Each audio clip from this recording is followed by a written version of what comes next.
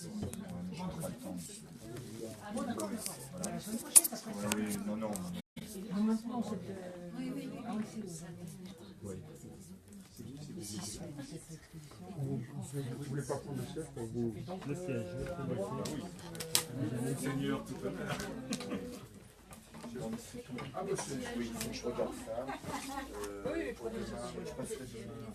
En fait, vous voulez faire une contre-plongée. il faut faire quelque chose. Je le vois, mais c'est derrière, on ne le voit pas. Là. Non, mais c'est pour le reste. Voilà. 200, hein.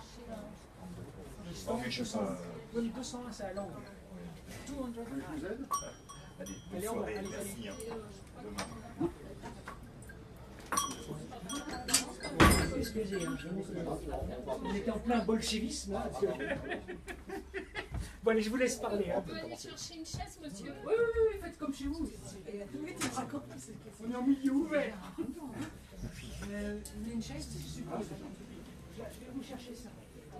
Tu enregistres alors? Ouais. Même pas en direct. Ah oui, c'est vrai.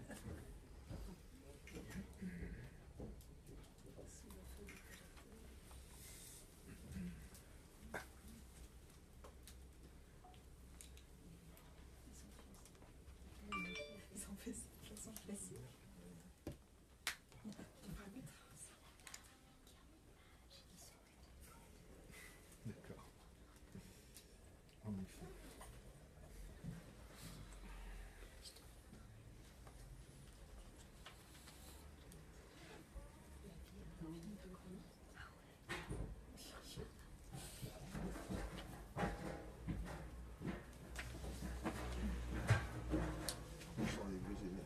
Ne vous affolez pas, les bruits, on entend sur les chaises métalliques. Ils viennent. Il y a le monde là.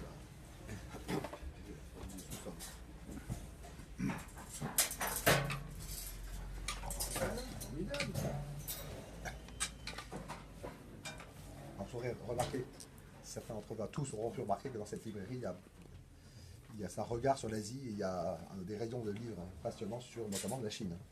Je dis ça à certains de nos amis. Voilà, on va commencer. Voilà, merci d'être venu. C'est très sympathique de retrouver des visages familiers et d'autres aussi. Voilà, donc, alors Macron sous leur plume, pourquoi? Donc, pourquoi ce recueil de pastiches, donc de textes écrits à la manière en l'occurrence ici, de 12 écrivains français allant du XVIIe au XXe siècle. Donc, alors en fait, j'ai remarqué une chose, c'est que en y réfléchissant, souvent pour évoquer, vous avez dû le faire aussi, les uns et les autres, souvent pour évoquer un phénomène historique qui sort de l'ordinaire, qu'il soit positif ou négatif, ou c'est autre chose, mais un événement, une personnalité, on se dit parfois qu'on aimerait avoir la plume de tel ou tel écrivain pour le faire. Alors, quand c'est une situation comique, on dit parfois c'est du Molière. Une situation absurde et tragique, on peut dire qu'elle est kafkaïenne. Alors, Kafka, on sort de nos frontières, c'est un auteur qui a beaucoup marqué le XXe siècle. Ou un personnage truculent, on pourra dire parfois que c'est du Shakespeare. Et puis on ne faut pas oublier non plus Racine, Victor Hugo, les débats cornéliens, etc. etc. Là, voilà. Alors avec l'arrivée d'Emmanuel Macron au pouvoir, son ascension éclair et sa victoire imprévue, en tout cas de la plupart d'entre nous, et alors aussi son profil, j'ai très vite, j'ai éprouvé l'envie d'emprunter la plume de quelques écrivains français. Alors ce que j'avais fait déjà bien auparavant, mais ce n'est pas le sujet d'aujourd'hui. Et alors il y a la plume de Madame de Sévigné, je commence par ça, pour évoquer l'effet de surprise de son élection. Bon, celle de Stendhal, notamment, là je vais pas un peu dans le désordre, mais celle de Stendhal pour raconter quand même sa façon assez amusante, d'un certain point de vue, sa façon de s'échapper de l'équipe du gouvernement de François Hollande. C'est un quinquennat plombé, enfin bon, en jouant sur les mots. Celle de Balzac, pour sa façon d'enterrer le Parti Socialiste, notamment, pas que, et de se lancer dans la conquête du pouvoir. Là, je pense, une référence, bien sûr, décalée complètement au père Goriot. Voilà. Alors, il y a aussi celle de Victor Hugo pour l'aventure des marcheurs. Là, je vous laisserai, on verra ça. Non, parce qu'il y a eu les soldats de l'an 2, là, il y a les soldats de 17. Alors, il était évident, là c'est quand même assez burlesque, évidemment, il y a des autres choses. Mais bon, il y a celle de Zola, d'Émile Zola, on en parlait à l'instant avec d'entre vous, pour décrire sa rencontre assez épique à la fin de sa campagne électorale avec les ouvriers de l'usine Whirlpool d'Amiens, certains s'en souviennent peut-être, qui craignaient de perdre leur emploi. Voilà. Et alors il y a aussi la plume de Marcel Proust, pour évoquer un instant de bonheur fugitif de Macron à l'Élysée. Et puis après, j'ai fait une galerie de portraits de ses électeurs. C'est assez amusant, ces électeurs. Là, évidemment, on pourra discuter, mais mobilise un certain nombre de gens, parce que ça va de... bon, on passe forcément par M. de Norpois, à part qu'il est très discret, lui, mais il y a les Verdurins qui, au début, ne voulaient voter pour quelqu'un d'autre, mais qui se rallient. Mais avant, il y avait déjà la duchesse de Guermantes, qui avait toujours eu quelque part un peu le cœur à gauche d'une certaine manière, mais qui d'une façon originale, etc. Et elle a été séduite par un certain Macron. Enfin bon. Et puis il y a la manière de Saint-Exupéry. Alors pour esquisser, c'est à la fin, c'est un petit prince. Alors bien sûr tout le monde va dire non, c'est pas du tout ça, mais là aussi il y a une distance. Un petit prince Emmanuel qui aurait atterri dans le désert de l'économie sinistrée. Voilà. Et après, à la fin, il y a quand même une sérieuse mise en garde à son égard. C'est la fin du bouquin. Alors, au passage, en rentrant davantage dans l'histoire politique de la France, alors, je me suis permis d'emprunter la plume de Charles de Gaulle pour évoquer les défis que Macron doit affronter aujourd'hui. Et j'ai aussi, mais certains effectivement peuvent s'en émouvoir, mais c'est aussi emprunter la plume de François Mitterrand, mais là aussi avec une certaine distanciation, etc. Alors il y a aussi au passage, et je termine par là, j'ai emprunté la plume alors, de Chateaubriand, celle de Voltaire, qui sont des personnages alors très différents sur le positionnement philosophique, enfin l'un de l'autre, c'est le moins qu'on puisse dire, c'était plutôt opposé. Et puis là aussi je me suis inspiré d'un écrivain que j'aime beaucoup, de l'écrivain catholique en l'occurrence, Georges Bernanos, qui était un non-conformiste, enfin très intéressant. Voilà. Alors Chateaubriand, c'est l'opposant plus que réservé devant un nouveau Bonaparte. Enfin ça a été dit. Alors après, récemment, il y a d'ailleurs je vous le dis au passage, il y a un des grands pédagogues jésuites qui sévissent encore aujourd'hui dans la France actuelle, le père Henri Madelin, qui a été interviewé sur Macron. C'était pas son ancien élève, mais un ancien élève des jésuites, dans Le Point. Et Henri Madelin, qui dit, mais non, à la réflexion, Macron, ce n'est pas Bonaparte, ça serait plutôt Richelieu. Bon, là, alors, in cauda venenum, peut-être, mais bon.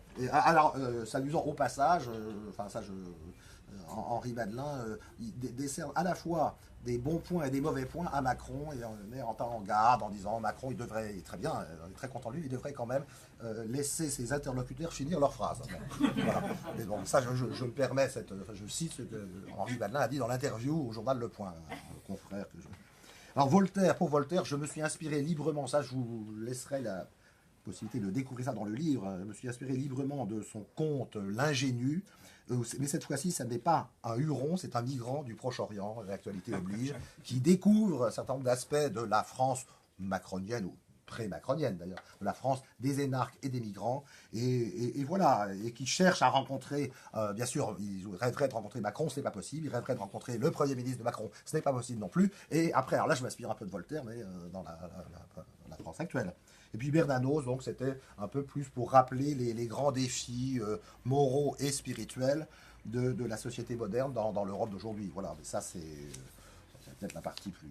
Alors, ce que je vous propose, c'est que, sans vous lasser, c'est peut-être, enfin c'est un exercice pas si facile d'ailleurs, mais de vous lire quelques passages, assez brefs quand même, hein, et puis à vous de réagir aussi, éventuellement, quelques passages de plusieurs de ces, pas tous, hein, mais plusieurs de ces pastiches, si vous le voulez bien, enfin, et puis vous me direz, voilà, il y a notamment, il y a pour Balzac par exemple, j'ai noté les pages, parce que,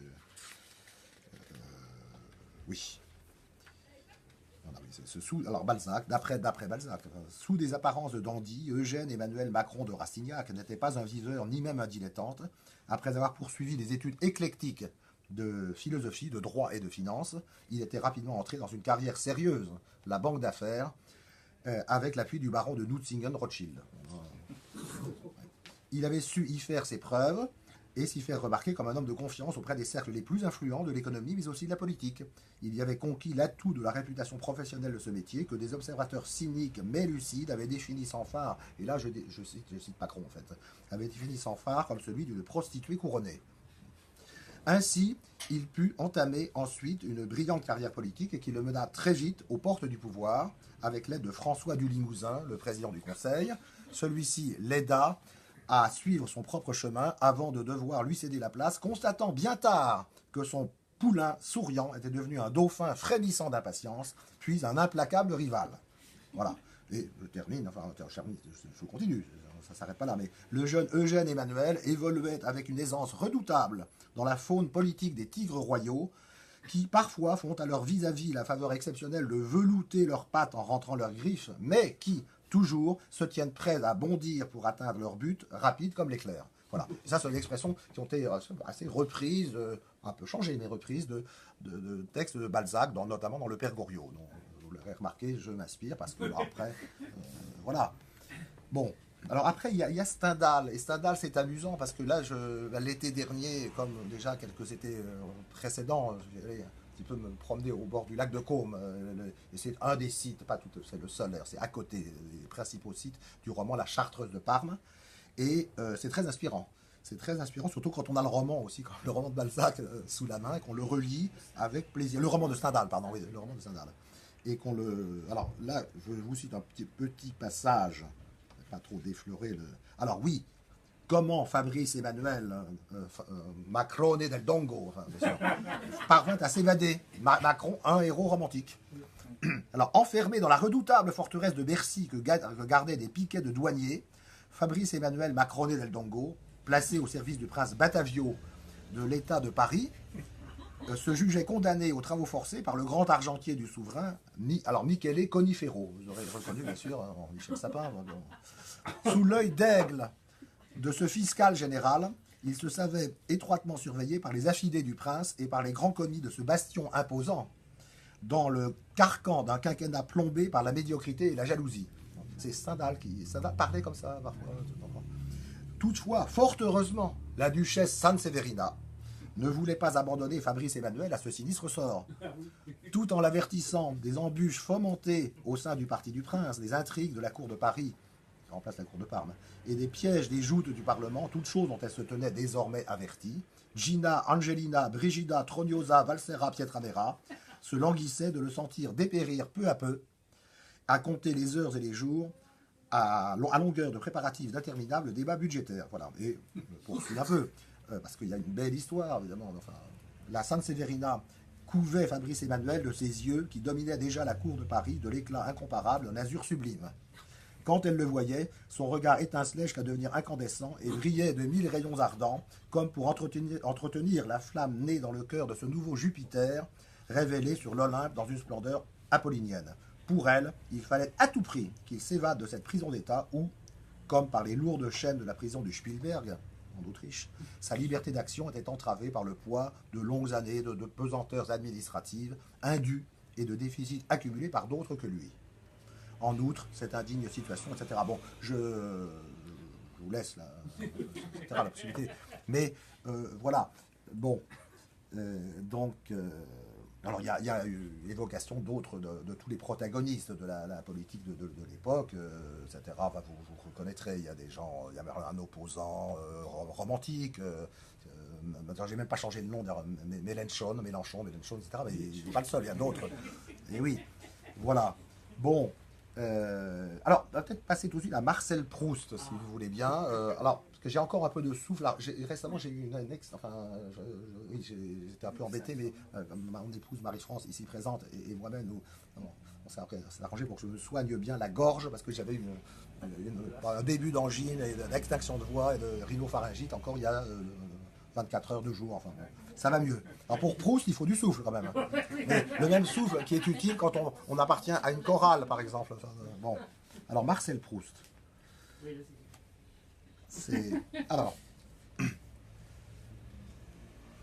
Alors, du côté de l'Élysée, un nouvel instant de bonheur du temps retrouvé.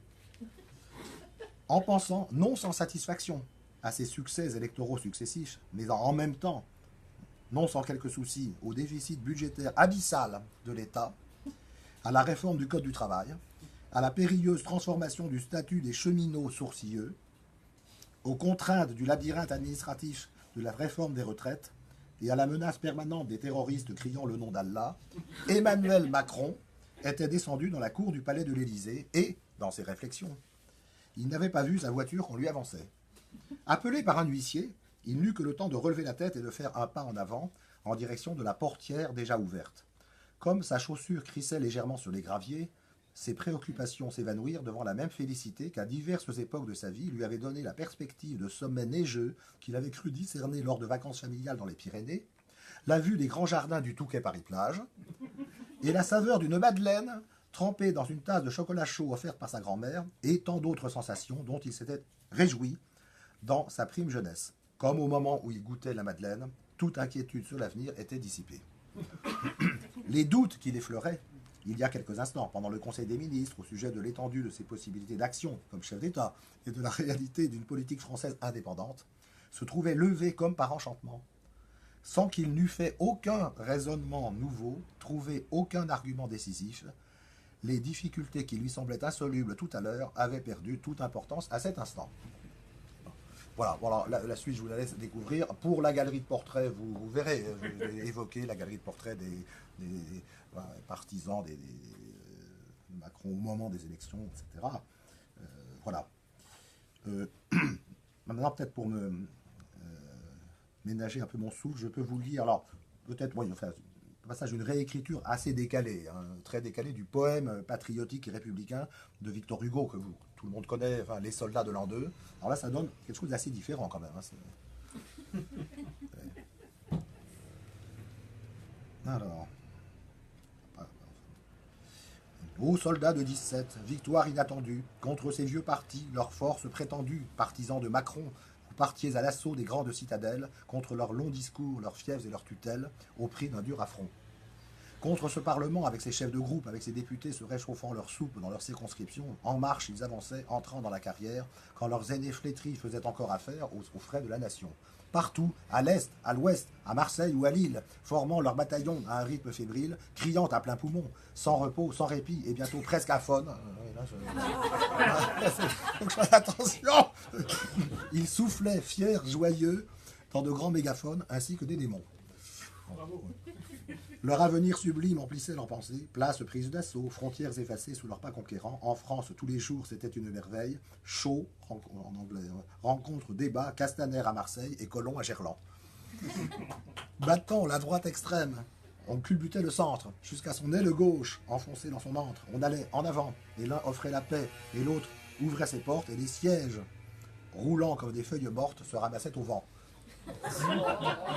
Les reporters venaient en troupes amassées. L'œil plein d'éclairs, médias aux caméras dressées devant ce tourbillon. Il crayonnait, debout, ardent, dressant la tête, après s'être jeté dans un vent de tempête contre François Fillon. Il fallait bien qu'on parle un peu de lui. Genre. Vous, dans l'emballement de vos luttes épiques, ivres, vous savouriez des moments héroïques, enfants de Mitterrand, la Marseillaise ailée dans de jeunes poitrines, le sigle de Macron, les slogans des vitrines et ton rire haut ferrant. Ça, c'est pour la rime. Et Macron leur criait...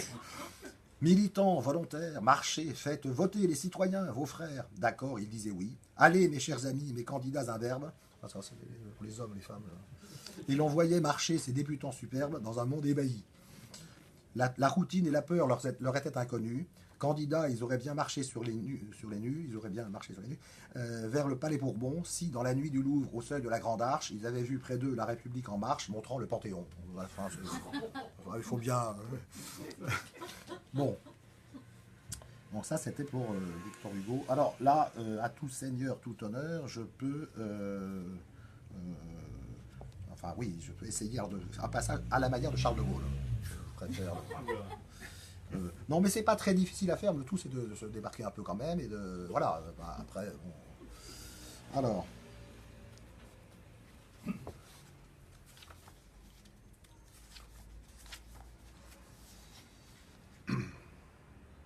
bon, là, si la France peut encore vaincre la fatalité du déclin, Macron est-il un homme providentiel?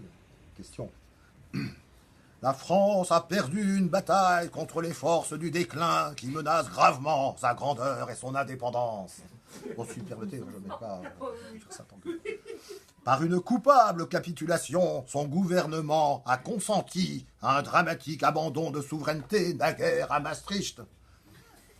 Mais elle n'a pas perdu la guerre économique dont dépend son avenir.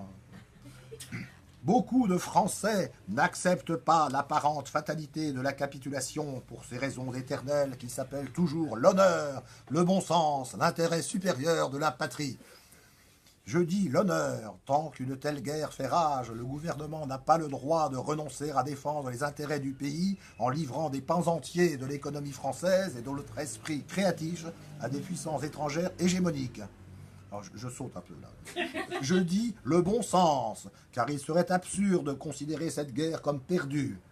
Oui, nous avons subi une grande défaite contre l'invasion de la concurrence étrangère et contre le fléau du chômage de masse, un système administratif périmé, les fautes commises dans la direction du pays, le conformisme frileux et la pusillanimité de politiciens sans conscience et sans courage, les tergiversations et l'esprit d'abandon du gouvernement précédent pendant d'interminables débats nous ont fait perdre cette bataille de l'emploi des Français. Mais il nous reste des ressources considérables et l'héritage d'une longue tradition de liberté, d'audace et de fierté nationale. Je dis l'intérêt supérieur de la patrie, car il en va de l'identité française, de la substance même de notre pays, bon, etc., etc. Je ne vais pas tout vous lire, parce que d'abord, parce qu'il avait du coffre, hein, Jean-Charles. Là, je suis un petit peu handicapé par un récent. Bon, voilà, ça se termine à peu près là. Alors, pour ce qui est... Alors, de Mitterrand, c'est délicat, parce que là, on en parlait récemment avec un ami, n'est-ce pas, mais je dirais juste, alors, la fin, parce que... Alors, en citant un passage absolument authentique des écrits. Il a écrit des choses, il a écrit de Mitterrand. Alors, à la fin de ma vie, je pensais sincèrement être le dernier des grands présidents de la République française. Après moi, il n'y aurait plus que des financiers et des comptables, avais-je présumé. M'étais-je trompé? L'avenir le dira. Voilà. Après, on est prudent, mais on laisse la porte ouverte à... Et donc, voilà, ça c'est pour Mitterrand. Alors là, je pourrais... Alors, je vais terminer, enfin, on ne termine jamais, mais par Saint-Exupéry. Donc, la rencontre que l'auteur fait avec Emmanuel Macron, Petit Prince tombé de sa planète dans le désert de l'économie sinistrée. Alors voilà, c'est un peu un conte philosophique, le Petit Prince, d'une certaine manière. Enfin, Et donc... Oui, c'est ça. Donc, un petit prince dans le désert de l'économie, Macron, un être venu d'une autre planète. J'ai vécu seul, sans personne avec qui parler en confiance, jusqu'à une panne sèche dans le désert de l'activité économique, et voici plus d'1 an. Quelque chose s'était cassé dans le mécanisme de la relance. Je constatais un blocage complet de la courbe statistique des dunes vides de l'emploi.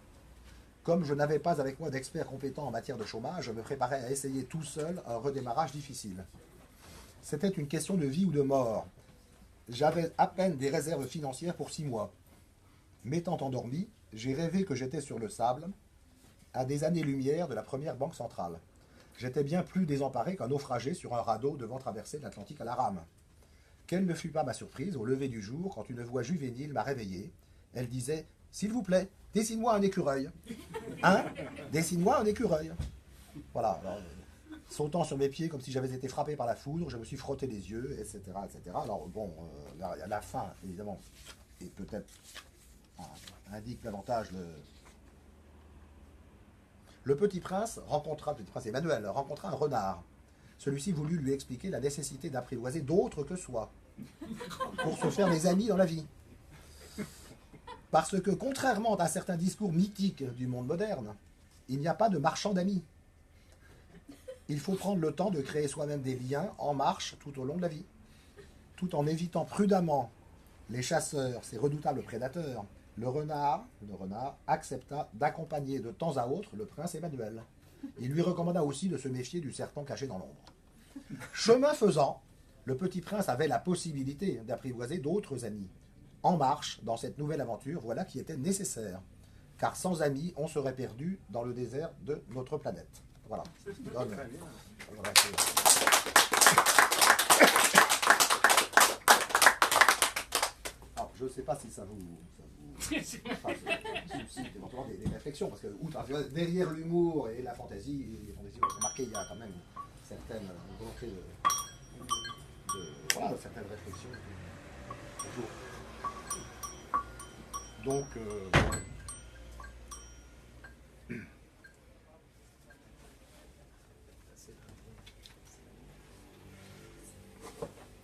l'intérêt, bien sûr, c'est de... Enfin, voilà, il y a un message aussi.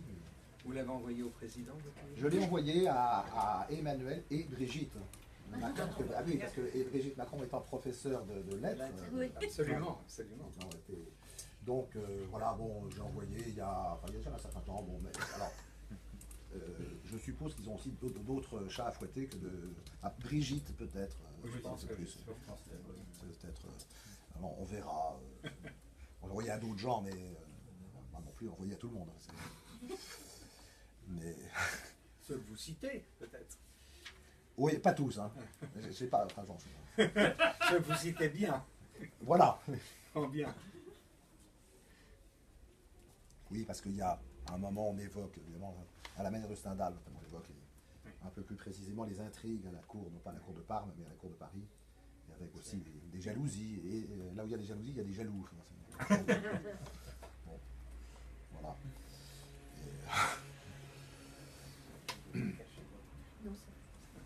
Bon, il y a des textes assez faciles à faire et d'autres. À la manière des mythes Zola, j'ai eu un peu de mal. Enfin, je l'ai fait, mais c'est pas si facile. Alors, je me suis beaucoup inspiré de la. J'ai relu, mais revu, regardé mais jusqu'à presque une dizaine de fois, le crayon à la main, la bande vidéo de la rencontre entre Emmanuel Macron et les ouvriers de l'usine Whirlpool d'Amiens. Oui.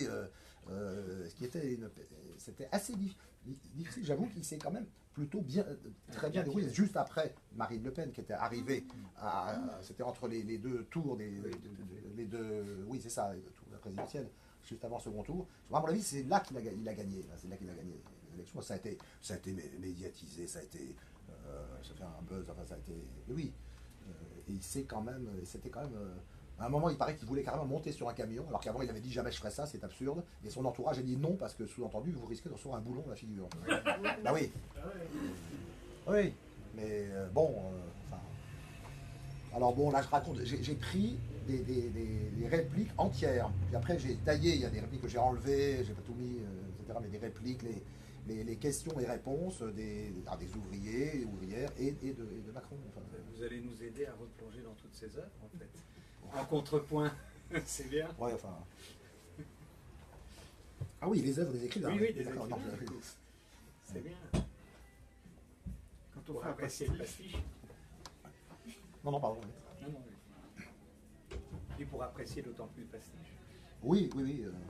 Le pastiche, c'est un exercice qui est tout à fait passionnant, qu'on devrait peut-être faire davantage effectuer à un certain nombre d'élèves. Enfin, Oui. L'ancienne collègue. Mais voilà. Autrefois, moi, c'était un peu après mai 68, ça n'a pas grand-chose à voir avec mai 68, et dans un lycée de la banlieue sud, on avait un professeur qui nous faisait faire des pastiches, des poèmes, des sonnets de Ronsard. C'est un bon exercice, c'était pas si difficile. Là, je n'ai pas pris Ronsard hein, parce que Ronsard, quand vous serez bien vieille au soir à la chandelle. Non mais bon. non mais c'est pas du tout. Non, ce que j'évoque un peu donc à la manière de Stendhal et à la manière de Proust là, en cette relation amoureuse entre le couple Emmanuel et Brigitte Macron. Mais bon, voilà. Je veux dire, c'est pas. Je suis pas à closer, je suis pas du. Ouais. Voilà, je porte pas. C'est un peu tout l'essentiel. Il y a Chateaubriand qui est le regard critique sur le nouveau Bonaparte de Chateaubriand, des choses assez amusantes à la manière de Chateaubriand. Parce que Chateaubriand, je pense qu'il n'aurait, on n'en sait rien d'ailleurs, mais il n'aurait sans doute pas beaucoup. Alors la manière de Voltaire, c'est la Macronie sous le regard d'un nouvel ingénu, c'est vrai que L'ingénu, c'est amusant à imiter. Et le style de Voltaire est très, très, enfin, très. Bon, c'est pas facile. Il faut pas se prendre. Je ne me prends pas pour tous les écrivains, mais je pense que c'est un exercice qui est formateur. Oui, sûrement. Et c'est vrai qu'on voit plus tellement de pastiches, c'est un art qui a un peu disparu. Non, c'est vrai. Dans les années 70, il y avait des types, des gens Oui. qui en faisaient. Hein, qui a fait une série de pastiches, je crois, je me souvenir, sur la Jean-Louis José Corti, non Jean-Louis Curtis. Ah oui, Jean-Louis Curtis, exactement, Curtis, Jean-Louis Curtis, je excellent. confonds avec l'éditeur. Jean-Louis Curtis avait, et c'était sur le thème de la Chine, une fois. Oui, la oui, Chine m'inquiète. Exactement, la Chine m'inquiète. C'était excellent. J'ai dit ça, non. C'était excellent. Et il a fait des choses drôles. Très Et je ne me drôle. souviens plus, je vais voir ça chez mes parents. Et... Non, les pastiches, c'est devenu les imitateurs publics, parce qu'il y a un problème Oui. de culture. Alors voilà. Oui, Un problème de oui, culture. tout à Voilà. fait. Tout à Alors, Vous il y a allez vous quelqu'un- référer à des tas d'auteurs qui sont Non, plus mais- lus. oui, oui. Non, pas déjà. Oui, mais quelqu'un comme Laurent Gérard, un excellent talent prodigieux d'imitateur. Ben voilà. Alors lui, il pastiche non pas des écrivains du répertoire classique, mais il pastiche, cultivé quand même, je pense, mais il pastiche en un sens. Oui. Il Avec imite des textes qui ont de la vigueur. hein. Oui, oui, et il imite les hommes politiques, et c'est vrai qu'il a un talent, pareil, étonnant, on dirait presque, un ménat, enfin... c'est- Voilà, bon... Oui, mais c'est assez méchant. Enfin, il y a ça peut l'être, Ça peut Oui, l'être. ça peut l'être. Ça peut être il cruel. va pas très loin. Tandis que le Ça peut pastiche, être cruel, Oui, oui. oui, ah non, le pastiche a un côté plus. Oui. Bon, Moins c'est- agressif, oui. Ouais, moins en général. Ouais, ouais.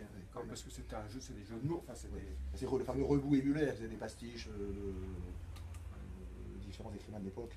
Ou dans le domaine musical. Vous avez le film Amadeus avec Mozart qui pastiche Oui. des compositeurs de son époque. Oui. Tout ça, Oui. il y a un passage extraordinaire. Et il y a même des pastiches architecturaux. Hein, Oui, au 19e siècle, on a fait voilà. les architectes du 19e siècle ont fait des pastiches de voilà, de style médiéval entre autres. Médiéval, entre autres. Puis on a quelque chose comme le château de Sauce, un pastiche de château du 17e siècle. Il faut Voilà. se replonger beaucoup dans les textes de l'auteur. Oui, alors oui, non, je dois dire, j'ai relu entièrement La Chartreuse de Parme de Stendhal avec beaucoup de plaisir. En plus, on est au bord du lac de Caume, ça va. Enfin bon, c'est pas la question. J'ai relu 1000 pages de La Recherche du temps perdu de Marcel Proust, mais au bout de 500 pages, ça rentrait. Ouais. Et j'en ai lu par plaisir 1000 autres pages. Bon, il reste 2500 pages à lire, mais enfin bon, on verra. Hein, parce que Proust, c'est un peu fatigant quand même. Mais c'est très... Parce que Proust, il y a une jubilation de l'écriture chez Marcel Proust. Alors, on aime ou on n'aime pas. Hein. Il y a des gens qui... Il y a quelqu'un qui voulait qui m'avait donné des conseils très utiles pour le bouquin, pour les relations presse notamment et tout. Et quand je lui ai dit que j'imitais Marcel Proust, il a eu un haut le corps et il m'a dit ah non, j'aime pas du tout Proust. Bon, et là, à ce moment, il était moins enthousiaste. Mais bon, Et comment, vous parlez de relations presse, comment la presse a accueilli votre livre? bah, écoutez, pour le moment, à part un ami ici présent avec honorablement le journal France Catholique, c'est absolument silence radio complet. Alors il y a une chose, c'est que, mais oui, mais ça s'explique aussi, parce que là, bon, moi j'ai sollicité une dizaine d'éditeurs pendant 3-4 mois. Bon, certains m'ont répondu, d'autres